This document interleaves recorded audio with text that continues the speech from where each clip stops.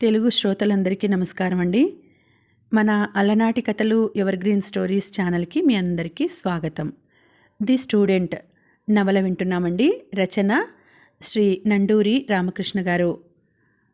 మన వీడియో చూసిన వెంటనే లైక్ చేయడం మాత్రం మర్చిపోవద్దండి. లైక్ చేసి వీడియోస్ని షేర్ చేయండి. ఇంకా ఎవరైనా మన ఛానల్ సబ్స్క్రైబ్ చేసుకోకపోతే వెంటనే సబ్స్క్రైబ్ చేసుకునే చూడండి.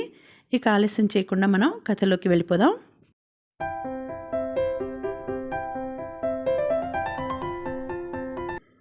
నవ్వుతున్న శైలు రూపం పదే పదే కనిపించసాగింది. సంజీవి, శైలు చెరో పక్కన కూర్చున్నప్పుడు తను ముద్దలు తినిపించిన రోజులు, ముగ్గురు కలిసి ఎంతకీ తరగని రేపటి ఆశల కబుర్లు చెప్పుకుంటూ అపరాత్రి దాకా మెలకువగా ఉండిపోయిన ఎన్నో రాత్రులు, తమ నవ్వులు, ఏడుపులు, పస్తులు, పేద విందులు అన్నీ ఎన్నో గుర్తుకొచ్చాయి. అంతటి బాధలోనూ గుర్తుకొచ్చాయి. ఎందుకో ఒక్కసారిగా నొప్పి తగ్గిపోతోందని అనిపించసాగింది ఆవిడకి. తగ్గిపోవటం మొదలైంది కూడా. అప్పుడు మరోసారి శైలుని తన మనోనేత్రంలో చూసుకుంది. చూసుకుంటూనే ఇక ఏ నొప్పి లేకుండా వెళ్ళిపోయింది. నడకాపాడు సంజీవి. ఎదురుగా కనిపించిన దృశ్యం చూడగానే చాలా ఆశ్చర్యం వేసింది. హిల్లాక్ మీద కట్టిన చుట్టూ ఏపుగా పెరిగిన చెట్లతో తోటలో లస్కర్ బంగళా సగం ఎత్తు వరకు కనిపించటం లేదు. లోపల వెలుగుతున్న ఫ్లడ్ లైట్ల కాంతి మూలంగా చెట్లు, తోట, బల్బు చుట్టూ ఉండే షేడ్లా కనిపిస్తున్నాయి. అంత రాత్రివేళ కూడా ఆ లైట్లు వేసున్నాయంటే ఏదో పార్టీ జరుగుతోందేమో అనుకున్నాడు సంజీవి దూరం నుంచి. దగ్గరకెళితే అంతా నిశ్శబ్దం. అందుకే ఆశ్చర్యపోయారు. ఎందరో పహారా కాస్తున్నట్టు లీలగా వినిపిస్తున్న అడుగుల శబ్దం. ప్రహారీ చాలా ఎత్తుంది. రాత్రంతా వెలిగే ఫ్లడ్ లైట్స్. లస్కర్ ఎంత భయంతో బతుకుతున్నాడో అర్థమైంది వాళ్ళకి. లస్కర్ బంగళా పక్కనున్న ఖాళీ స్థలం వైపు నడుస్తున్నారు వాళ్ళు. తేలికే అనిపిస్తోంది లస్కర్ని చేరటం. మాంటీ చెప్పిన వివరాలు మననం చేసుకున్నాడు సంజీవి. రాత్రంతా దాదాపు 15 మంది గన్మెన్ గస్తీ తిరుగుతూ ఉంటారు. పొద్దున్నే 10 మంది వచ్చి వాళ్ళని రిలీవ్ చేస్తారు. మెయిన్ గేట్లోంచి కాక మీరు లోపలికి వెళ్ళటానికి ఒకటే మార్గం. మాస్టర్ బంగ్లాకి ఈశాన్య దిశలో ప్రహారీని ఆనుకుని ఉన్న ఖాళీ స్థలం.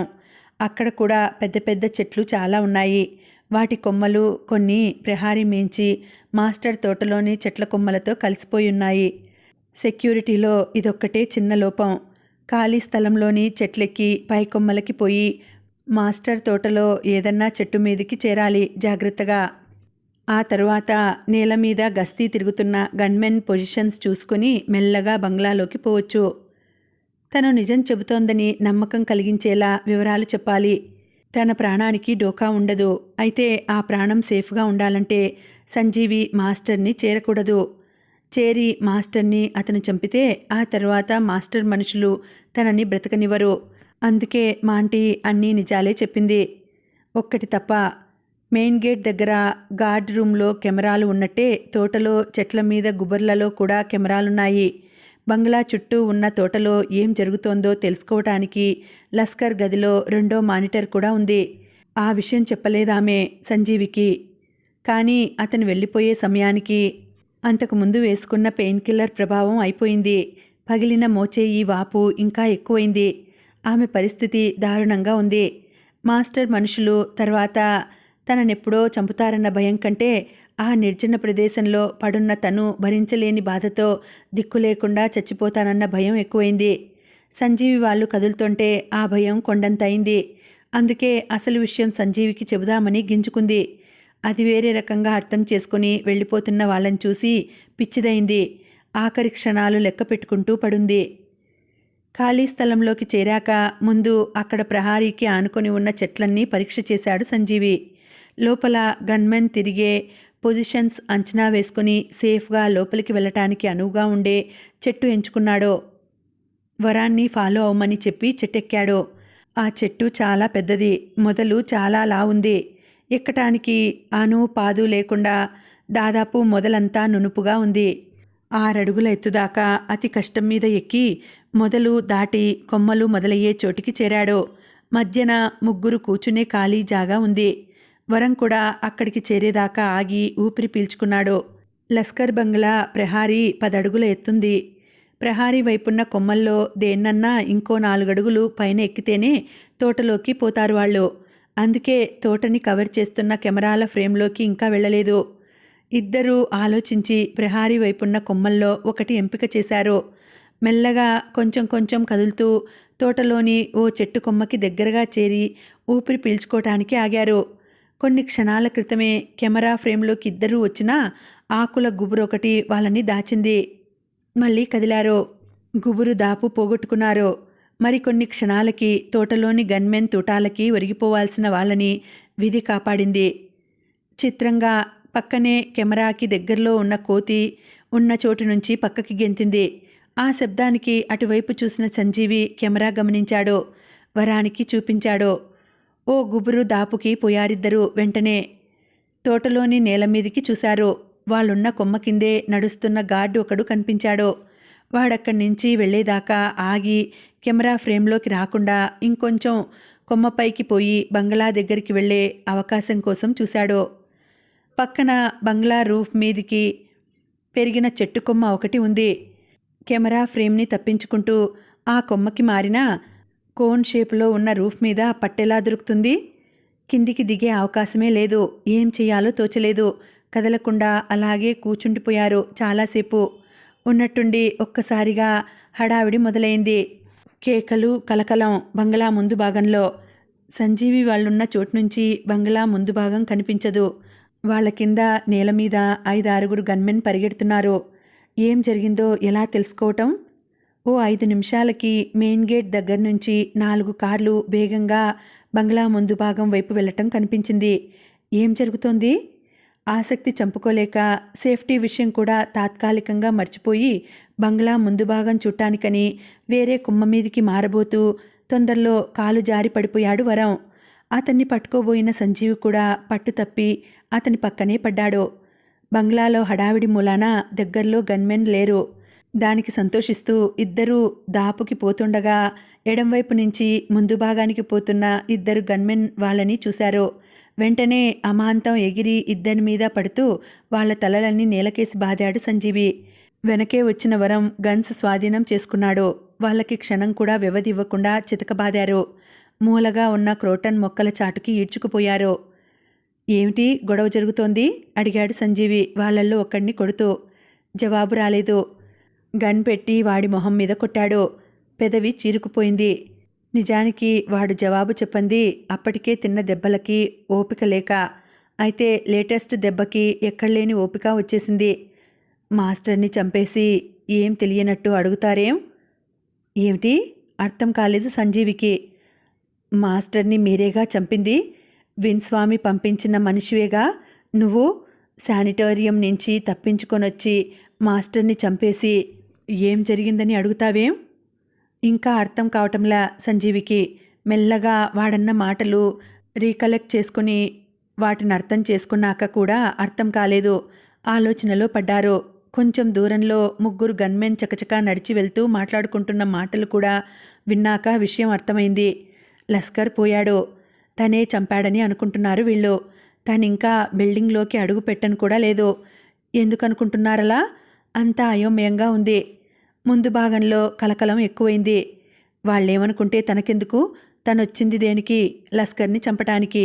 ఎవరో ఆ కార్యం తీర్చారు. లస్కర్ని తనే చంపాడన్న అభిప్రాయంలో ఉన్న అతని మనుషులు తను కనిపిస్తే కాల్చేస్తారు. ఇద్దరిని కాబట్టి మేనేజ్ చేయగలిగారు.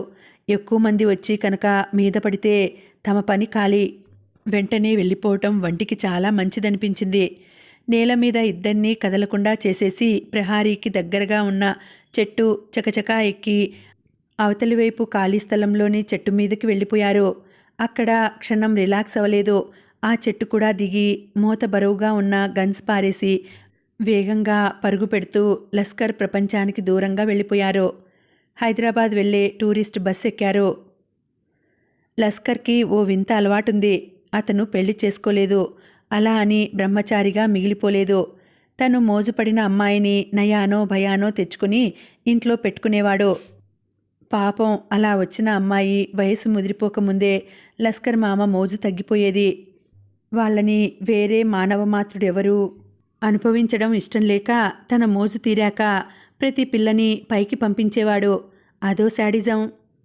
వాళ్ళనలా పంపించటానికి సన్నటి పాయిజనస్ నీడిల్స్ వాడేవాడు. అవి గుచ్చుకున్నా తెలియనంత సన్నగా ఉంటాయి. ఎరుపు రంగులో ఉండే పాయిజన్ లేని భాగం చేత్తో పుచ్చుకొని నవ్వుతూ కబుర్లు చెబుతూనే వాళ్ళ ఒంట్లో ఎక్కడో అక్కడ గుచ్చేవాడు. ఆ తర్వాత 6-7 గంటల్లో ఆ అభాగ్యురాలి ప్రాణం పోయేది. వెంటనే బంగళాకి మరో ప్రాణం తెచ్చుకునేవాడు. వాళ్ళనలా చంపే సరదా గురించి ఎవరికీ తెలియదు.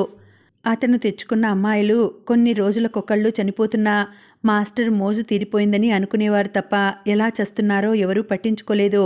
నెల క్రితం తెచ్చుకున్న ఓ అమ్మాయిని చంపేద్దామని అవాళే నిర్ణయించుకున్నాడు లస్కర్. రాత్రికి వాడాల్సిన నీడిల్స్ని సేఫ్లోని బాక్స్లోంచి తీస్తుండగా అతని విధి వక్రించింది. ఎప్పుడూ నీడిల్ని బాక్స్లోంచి తీసేటప్పుడు ఫోర్సెప్ వాడతాడు. అతని కర్మకాలి సరిగ్గా నీడిల్ తీస్తున్న సమయంలో గుమ్మం దగ్గర చప్పుడు కావడంతో ఎవరా అని తల తిప్పి చూశాడు. 2 క్షణాలు. నీడిల్ని ఫోర్సిప్ని బాక్స్లో వదిలేశాడు. గదిలోకొస్తోంది అతని బాడీగార్డ్. అతనితో మాట్లాడి పంపించేసి తన పని చేసుకుపోయాడు.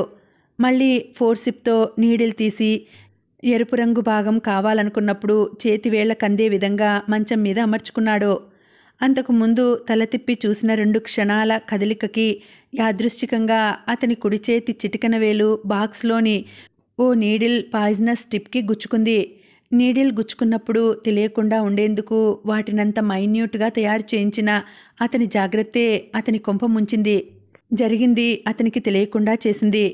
సరిగ్గా ఆ నీడిల్ టిప్ గుచ్చుకున్న 6 గంటల 4 నిమిషాలకి ఎందరో అమాయకురాళ్ళని అన్యాయంగా బలి తీసుకున్న లస్కర్ మామ అదే దారిలో తను పరలోకానికి పోయాడు. సంజీవి మాంటీని తీసుకుని శానిటోరియం నుంచి తప్పించుకుని బయటపడ్డ కాసేపటికే అదక్కడ వాళ్ళందరికీ తెలిసిపోయింది. అక్కడి నుంచి అతను లస్కర్ని చంపటానికి వస్తున్నాడని బంగ్లాలో లస్కర్ మనుషులకి తెలిసిపోయింది. తరువాత లస్కర్ పోయాడని తెలవటం, తోటలో సంజీవి వరాల చేతిలో దెబ్బలు తిన్న ఇద్దరూ అది అందరికీ చెప్పటంతో ఆ పని చేసింది విన్స్వామి మనిషేనన్న తీర్మానానికి లస్కర్ మనుషులందరూ ఏకగ్రీవంగా వచ్చేశారు. బాంబే అండర్వరల్డ్లో మాత్రమే కాదు, ఇండియాలోని ప్రతి చీకటి మూలకి, ప్రతి చీకటి ప్రాణికి కార్చిచ్చులా వ్యాపించిందా వార్త. విన్స్వామి దగ్గర కాంట్రాక్ట్ తీసుకున్న సంజీవ్ అనే మనిషి టైట్ సెక్యూరిటీని ఛేదించుకుని లస్కర్ మామ అంతటి వాడిని క్షణాల మీద చంపేసి అతని మనుషులకి చిక్కకుండా తప్పించుకుపోయాడు.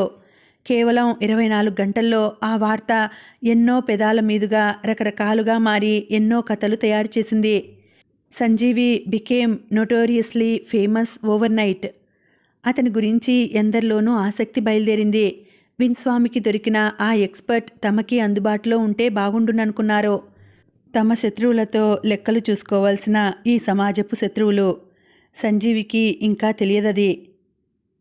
పొద్దున్నే 6ంటికి లేచి తయారై సంజీవి వాళ్ళింటికి బయలుదేరింది మానస. గత రాత్రి ఆమె ఎంతకీ నిద్రపోకపోతే బలవంతాన నిద్రమాత్రలు వేసి పడుకోబెట్టాడు తండ్రి. రాత్రి 2 గంటలకి మగతలోకి జారిన ఆమెకి ఎవరో తట్టి లేపినట్లు 6ంటికే మెలకు వచ్చింది. నిద్రమాత్రల మత్తు ఇంకా మిగులుంది. సంజీవి వాళ్ళింటి ముందు కారాపి దిగ్గానే అంతకుముందు అక్కడికొచ్చినప్పుడు పరిచయమైన పక్కింటి అమ్మాయి పలకరించింది. రాత్రి భోజనం దగ్గరుండి తినిపించాను. పాలు రాగానే కాఫీ తీసుకెళ్దామని చూస్తున్నా అంటూ మానస వెనకే ఇంట్లోకి నడిచింది. ప్రశాంతంగా ఉంది హేమలత గారి మొహం. 4-5 నిమిషాలు పట్టింది ఇద్దరికీ విషయం అర్థం కావటానికి. చాలాసేపు మాట రాలేదు. ఆవిడతో ఏమంత పెద్ద పరిచయం కానీ, స్నేహం కానీ, సావాసం కానీ లేవు మానసకి. అయినా ఆవిడ శవాన్ని చూస్తుంటే కళ్ళమ్మట ధారాపాతంగా నీళ్లు కారసాగాయి. తన మనిషిని కన్న తల్లి ఆవిడ. అదేనేమో దానికి కారణం. అయినా ముందు మానసే తేరుకుంది. పక్కింటి అమ్మాయిని అక్కడే ఉండమని చెప్పి రోడ్డు మీదకొచ్చింది. దగ్గరలోని టెలిఫోన్ బూత్కెళ్ళి తండ్రికి ఫోన్ చేసింది. ఆయన వచ్చారు. వెంటనే ఏం చెయ్యాలో ఆలోచించారు. సంజీవి రాకుండా దహనం చేయటమేలా? బాంబే వెళ్తున్నానని చెప్పాడు. కానీ అక్కడ ఎవరిని కలవటానికి వెళ్తోంది చెప్పలేదు. ఎలా అతన్ని కాంటాక్ట్ చేయడం? 3 రోజుల్లో వస్తానని చెప్పి వెళ్ళినా ఇంకా రాలేదు. ఎప్పుడొస్తాడో? వచ్చేదాకా ఉంచటమేనా శవాన్ని? తప్పదు. సంజీవి కబురు కోసం వెయిట్ చేస్తున్నారు. ఇంత ఆలస్యం చేస్తావా? చిరుకోపంతో అడిగింది శైలు. నా దగ్గరున్న సరుకంతా అయిపోయింది. చెప్పాడు చున్నీ. శైలు వాలకం ఒక్కసారిగా మారిపోయింది. కంగారు పడకు, బాంబే నుంచి స్పెషల్ స్టాక్ తెచ్చుకున్న నా ఫ్రెండుని పట్టుకున్నా కష్టపడి. ఏది మరి? నాకివ్వనన్నాడు. తనే వచ్చి నీకిస్తాట. ఎప్పుడు? వస్తాడు కాసేపట్లో. నిన్ను శుభ్రంగా తయారయ్యి రెడీగా ఉండమన్నాడు. లేచి స్నానం చేసి బట్టలు మార్చుకో. చేతిలో పూలు టేబుల్ మీద పెట్టాడు. అతనొచ్చి ఇచ్చాక చేస్తాలే అంది. అలా అయితే అసలు ఇవ్వడతను.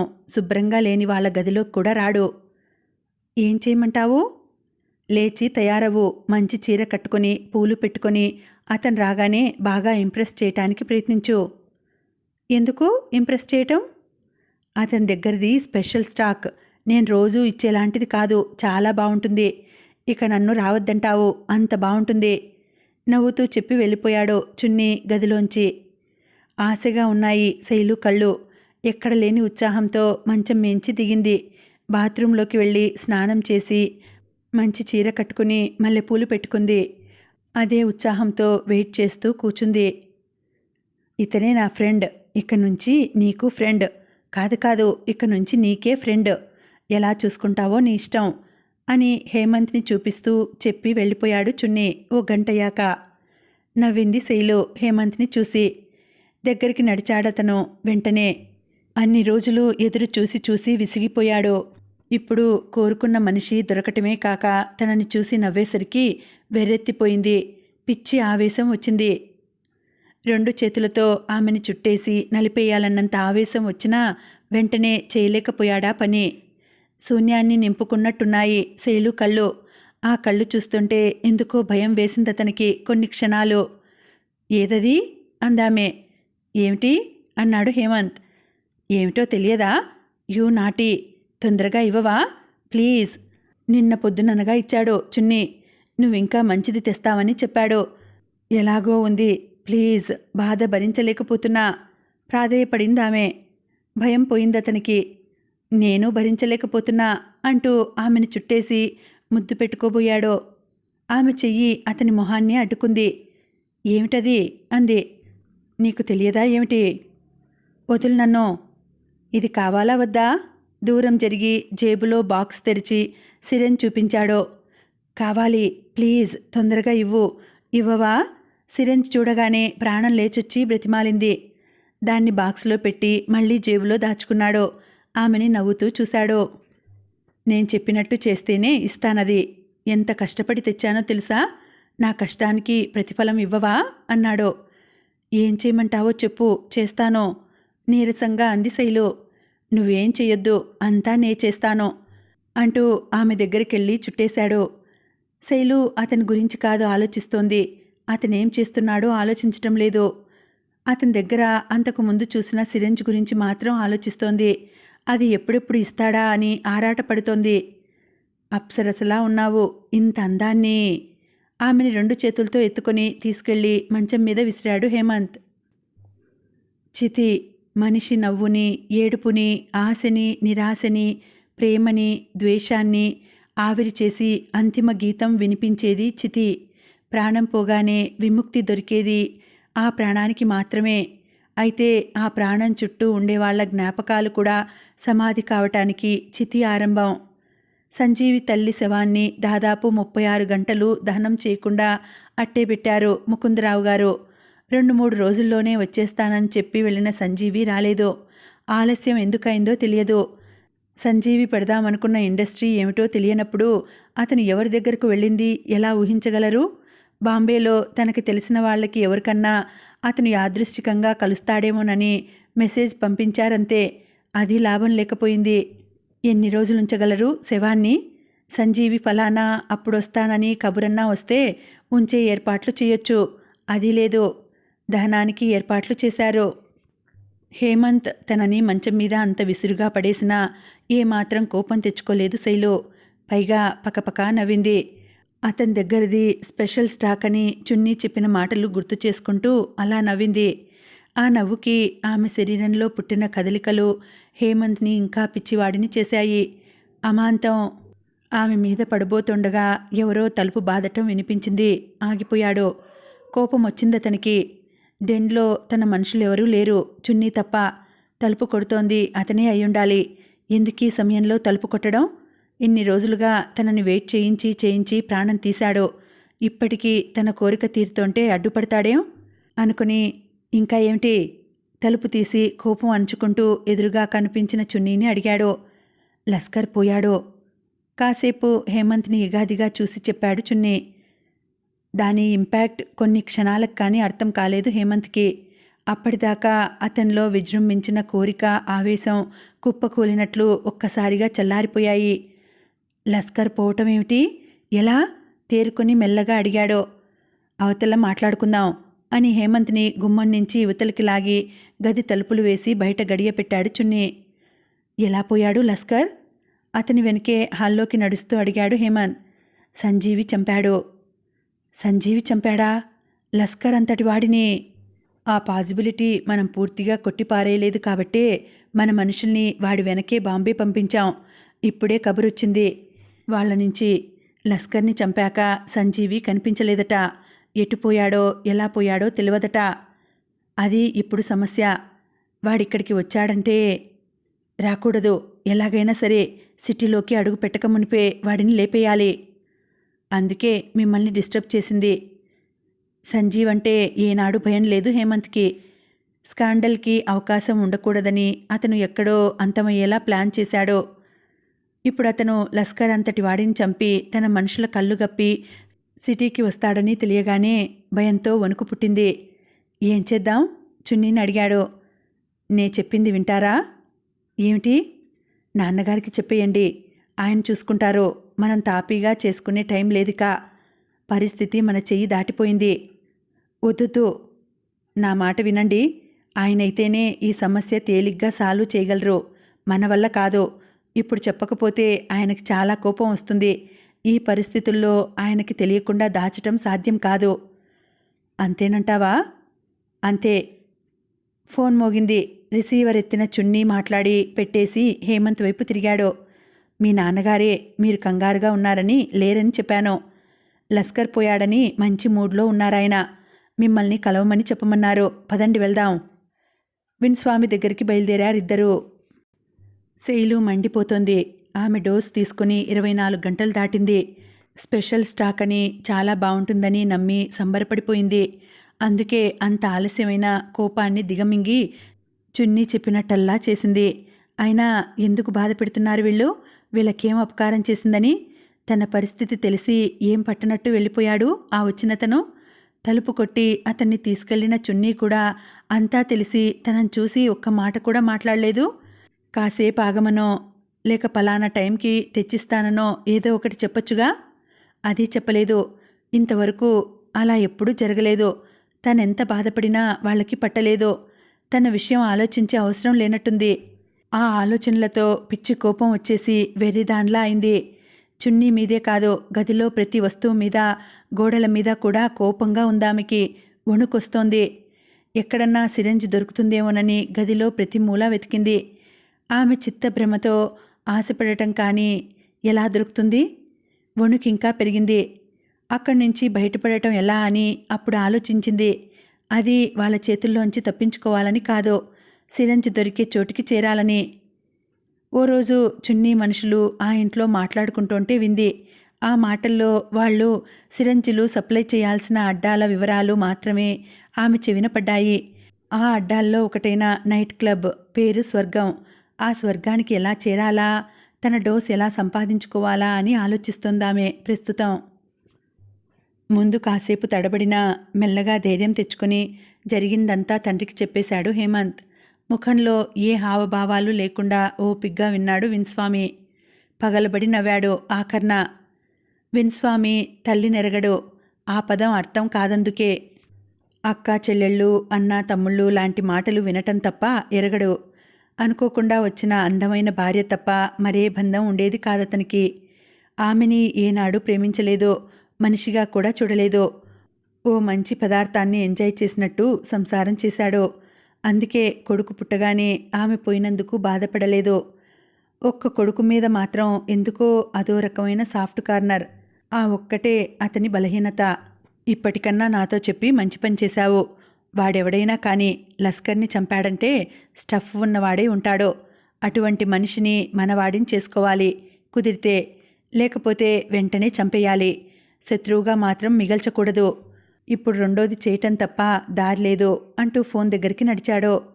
అతను పాస్ చేసిన ఆర్డర్స్ నిమిషాల మీద కార్యరూపంలోకి వచ్చేశాయి. Railway station, bus depot, airport cover చేయటానికి కొంతమంది వెళ్లారు. సంజీవి ఒకవేళ ఏ కారులో అన్నా రావచ్చేమోనని సిటీ పొలిమేరల్లో, బాంబే హైవేలో వెహికల్స్ స్లో అయ్యే చోట్లకి కొంతమంది బయలుదేరారు. సంజీవి కనిపించగానే నరికేయమన్న ఆర్డర్స్ యంత్రాల్లా అమలుపరచబోతున్నారు. కొడుకు వైపు తిరిగాడు విన్స్వామి. కేవలం ఆడదాని పొందు కోసం ఇంత రిస్క్ తీసుకుంటావా? అంత చిన్న విషయానికి ఇలాంటి అనవసరమైన గొడవల్లో తలదూర్చటం దేనికి అన్నాడు. మానసిని పెళ్లి చేసుకుందా. మరి వాడి చెల్లెల్ని ఎందుకు తెచ్చారు? అది ఊరికే నీ అల్టిమేట్ మోటి వాళ్ళని ఎంజాయ్ చేయాలని, అంతేగా? చెయ్యొచ్చు, కానీ ఒకటి గుర్తుంచుకో, వాళ్ళని మంచానికి మాత్రం పరిమితం చేయాలి. ఆ ప్రపంచం దాటి నీ దగ్గరికి రానియడం, వాళ్ల కోసం వ్యవహారాలు పాడు చేసుకోవడం అనేదే బలహీనత చెప్పాడు విన్స్వామి. ఆడది పొందుకు తప్ప మరెందుకు పనికిరాదని నమ్మే అతను కొడుక్కి ఆడదాన్ని గురించి అంతకంటే ఏం చెప్పగలడు? మానసిని పెళ్లి చేసుకో మూర్ఖంగా మళ్ళీ చెప్పబోతున్న కొడుకుని వారించాడు. ఆ పిల్లని పెళ్లి చేసుకోవాలి, అంతేగా? ఏర్పాటు చేస్తాను. నువ్విక పిచ్చి పనులేం చేయబోకు. నీ ప్లేస్కెళ్ళిపోయి హాయిగా ఎంజాయ్ చెయ్యి అని చెప్పి కొడుకు వెళ్ళాక చున్నీ వైపు తిరిగాడు. చున్నీ, నీ డిసిగ్నేషన్ ఏమిటి అడిగాడు. అబ్బాయి గారి బాడీగార్డు సార్. అబ్బాయిని జాగ్రత్తగా చూసుకుంటావని పెట్టాను. జాగ్రత్తగా చూసుకుంటానికి అర్థం నాకు తెలియకుండా ఆ మూర్ఖుడు చెప్పిందల్లా చేయటం కాదు. ఇలా అవుతుందని అనుకోలేదు సార్. కంగారు మొదలైంది చున్నీకి. నువ్వు నమ్మకంగా ఉండాల్సింది నా కొడుకు క్షేమానికి. సార్, నీ అవసరం నాకుందనుకున్నాను. ఇటువంటివి మరోసారి జరిగితే లేదనుకుంటాను. నాకే కాదు, ప్రపంచంలో ఎవరికీ లేదనుకుంటాను. చాలా మెల్లగా తాపీగా చెప్పాడు విన్స్వామి. ఇంకెప్పుడూ ఇలా జరగదు సార్. ముఖానికి పట్టిన చెమటలు తుడుచుకుంటూ చెప్పాడు చున్నీ. గుడ్. మావాడు గెస్ట్ హౌస్కి వెళ్ళాడు. నువ్వు వెళ్ళు. వాడి సరదా తీరాక ఆ పిల్ల శవాన్ని మాయం చేసేయి. మావాడు బాగా తాగుతున్నాడని తెలిసింది. 3-4 పెగ్గులకి మించి తాగనివ్వబోకు అంటూ అతన్ని వెళ్ళమని సైగ చేశాడు విన్స్వామి. చాలా రిలీఫ్ వచ్చింది చున్నీకి అక్కడి నుంచి కదలగానే. బాంబే హైవేలో రిపేర్ అవుతున్న బ్రిడ్జి దగ్గర కాపలా ఉన్న గ్రూప్ తతిమా విన్స్వామి మనుషులందరికంటే సిటీకి దగ్గరలో ఉంది. టూరిస్ట్ బస్సుల విషయం దూరంగా ఉన్న మరో గ్రూప్లో ఒకడికి తట్టిన వెంటనే తమ లీడర్కి చెప్పాడు. రోడ్డు మీద వెళ్లే ప్రతి వెహికల్ని గమనించమని హైవేలోని అన్ని గ్రూప్స్కి కబురు వెళ్ళింది. ఆ సమయానికి సంజీవి వాళ్ళెక్కిన టూరిస్ట్ బస్ రిపేర్ అవుతున్న బ్రిడ్జి దాటి సిటీలో ఎంటర్ అవుతోంది. సంజీవి కిటికీ దగ్గర కూర్చున్నాడు. బ్రిడ్జి దగ్గర కొన్ని క్షణాలు బస్సు ఆగినప్పుడు అక్కడి గ్రూప్లో మనిషొకడు సంజీవిని చూశాడు. ఎక్కడో చూసిన మొహంలా ఉందనుకున్నాడంతే. అది జరిగిన తర్వాత వచ్చింది రోడ్డు మీద వెళ్లే బస్సులని కూడా జాగ్రత్తగా చూడాలన్న కబురు. వెంటనే సంజీవి మొహం గుర్తొచ్చిందతనికి. అయినా కొంచెం కన్ఫ్యూజన్. ఎందుకన్నా మంచిదని గ్రూప్ లీడర్కి చెప్పాడు. వెంటనే సిటీలో బాంబే టూరిస్ట్ బస్సులు ఆగే చోటుకి బయలుదేరిందా గ్రూప్. ఆ సమయానికి సంజీవి వరం బస్సు దిగటం, ఆటో ఎక్కటం, ఇంటికి చేరటం కూడా అయిపోయింది. చున్నీ, హేమంత్లు విన్స్వామి దగ్గరికి బయలుదేరినప్పుడు గెస్ట్ హౌస్లో వంటవాడు గూర్ఖా తప్ప మరెవరూ లేరు. రోజు శైలుకి భోజనం పట్టుకెళ్ళినప్పుడల్లా ఆమె అందాలు చూసి చూసి వంటవాడు కూడా వెర్రెక్కిపోయి ఉన్నాడు. గూర్ఖా గేటు దగ్గరెక్కడో ఉన్నాడు. ఇక అతనికి అడ్డెవరు? వెంటనే వెళ్ళి అనుభవించేయాలనిపించింది శైలుని. కానీ మళ్ళీ భయం వేసింది. ఆ పిల్ల హేమంత్ బాబుకి చెబితే చంపేయడు ఆయన. ఏం చేయాలి? సిరంజి గుర్తొచ్చింది. గెస్ట్ హౌస్లో ఆ స్టాక్ ఎక్కడ పెడతారో తెలుసు అతనికి. తీసుకెళ్ళి అది చూపించి ఎవరికీ చెప్పొద్దని షరతు పెడితే సరి. తన మాట వినక చస్తుందా? రగిలిపోతున్న కోరిక మూలాన వాడి విచక్షణ కాలిపోయింది. సిరంజి తీసుకుని శైలు గదికి నడిచాడు. అప్పటికే ఎలా బయటపడాలా అని గదంతా వెతుకుతూ ఆలోచిస్తున్న శైలు తలుపు చప్పుడవటం విన్నది. చున్నీ కాక మరెవరన్నా అయితే తల పగలగొట్టి పారిపోదామని మూలగా ఉన్న బుల్ వర్కర్ అందుకుని తలుపు పక్కనే గోడవారకి చేరింది. తలుపు తెరుచుకుంది. వంటవాడు వెనక్కి పెట్టుకున్న చేతిలోని సిరంజి ఆమె చూడలేదు. లిప్తపాటులో వాడు చున్నీ కాదని మాత్రం గ్రహించింది. మరుక్షణం పిచ్చి బలం తెచ్చుకుని బుల్ వర్కర్తో వాడి తల మీద బాదింది. పడిపోతున్న వాడివైపు చూడను కూడా చూడకుండా గదిలోంచి పరిగెత్తింది. సంజీవికంతా అయోమయంగా ఉంది. కళ్ళు తిరుగుతున్నాయి. పక్కవాళ్లు చెబుతోంది ఏం అర్థం కావటం లేదు. అమ్మ చచ్చిపోవటం ఏమిటి? వీళ్ల మొహం ఎవరి గురించి మాట్లాడుతున్నారో. శైలు కనిపించకపోవటంతో అమ్మ పోలీస్ రిపోర్ట్ ఇచ్చిందట. ఆ దిగులుతో చచ్చిపోయిందట. తన కోసం చూసి చూసి దహనం చేసేశారట. నాన్సెన్స్! పిచ్చెక్కింది వీళ్ళకి. ఇల్లు తాళం వేసిందే. అమ్మ శైలు ఇద్దరూ బయటికెళ్లారా? వరాన్ని సరిగ్గా కనుక్కోమని చెప్పాలి. వాడన్నా బుద్ధి చెప్తాడో వీళ్ళందరికీ. ఏడీ వరం? ఇప్పటిదాకా ఇక్కడే ఉన్నాడుగా. పక్కింట్లోకి వెళ్తున్నాడెందుకు? తల్లి చనిపోయిందని, శైలు కనిపించడం లేదని వినగానే షాక్లో అతను ఆ పరిస్థితిలో ఒంటరిగా ఉన్నప్పుడు అటాక్ చేశారు విన్స్వామి మనుషులు.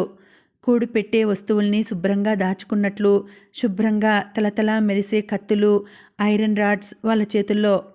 సంజీవి కూడా వాళ్ళ చేతుల్లో. మొత్తం 18 కుట్లు పడ్డాయి సంజీవి ఒంటి మీద. 4 చోట్ల ఫ్రాక్చర్లు కూడా అయ్యాయి. కుడికంటి రెప్ప కనుబొమ్మకి సమాంతరంగా చీలటంతో 4 కుట్లు వేసి అతకాల్సి వచ్చింది.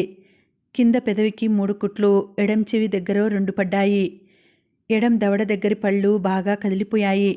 కుడి చేతి చూపుడు వేలికి బొటన వేలికి మధ్యన కత్తి కొన దెబ్బ పడటంతో లోపల ఎముకల జాయింట్ దాకా చీరుకుపోయింది.